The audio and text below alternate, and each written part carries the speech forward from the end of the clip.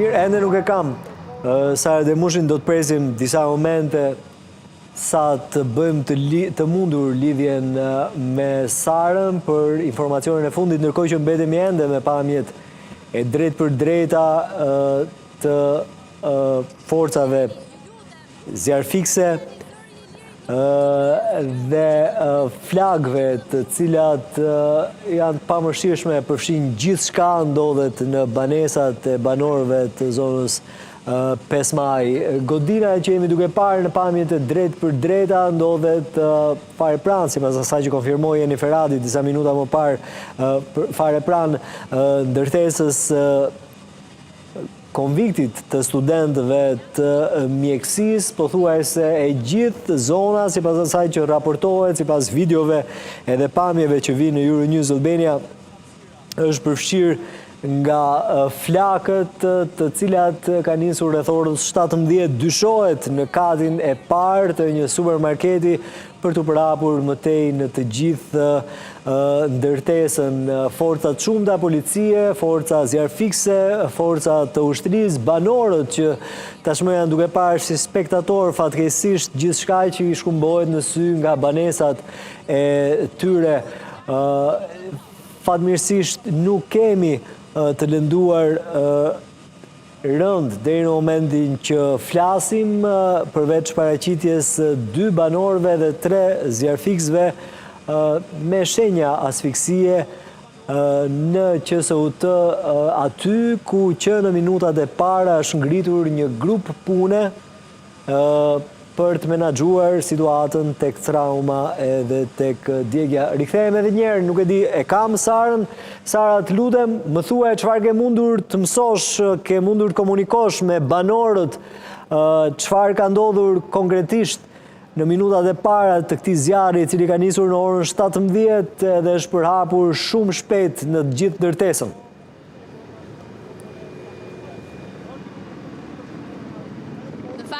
Është e paqartë shkaku i këtij zjarri ditën e sotme. Banorët e zonës nuk japin më shumë detaje për shkakun e zjarrit, ndërsa në këtë momente, siç edhe jeni duke ndjekur pamjet të drejt për drejta, është ndërhyrja e 4, e cila po bëhet nga ajri me qëllim vënien nën kontroll të zjarrit, por në fakt vjen të jetë një mision i vështirë për ekipin zjarfikës, të cilët janë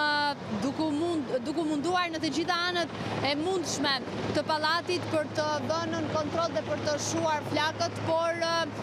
siç e theksova dhe për shkak të materialit të këtij pallati me cilin është ndërtuar, e bën të pamundur shuarjen dhe vënien në kontroll të flakëve, por ajo çfarë ne shikojmë gjatë këtyre minutave të fundit, duket se zjarri po përhapet me shpejtësi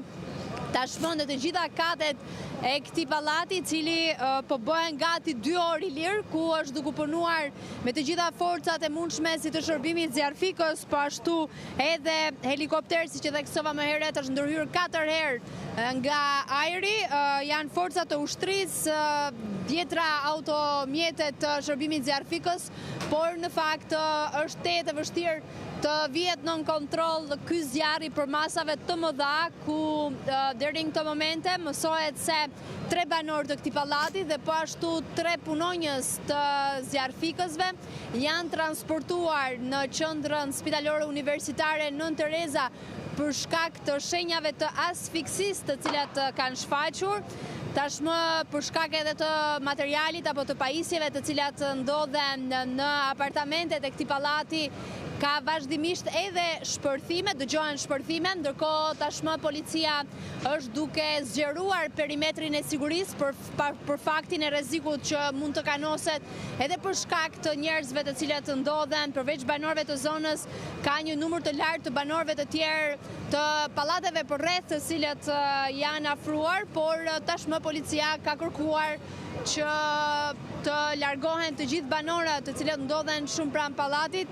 Ndoshta do duhet të zhvendosemi edhe ne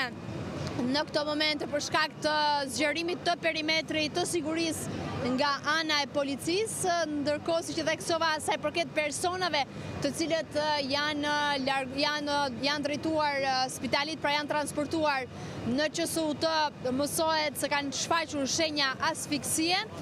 Ndërkohë, si që jeni duke parë në këto momente, Ministri i Punëve të Brendshme vijon të jetë ende i pranishëm gjatë ndërhyrjes që është duke bërë shërbimi i zjarfikës, ndërsa përshkaqet janë ende të paqarta sa i përket këtij zjarri të regjistruar pas ditën e sotme në një operacion që vijon puna me 10 forca të ndryshme të cilat të ndodhen në zonë, por pa mundur që ta shuajnë të vënë në kontroll flakët në këtë pallat që prej orës 17. Deri në këto momente nuk kemi ende një reagim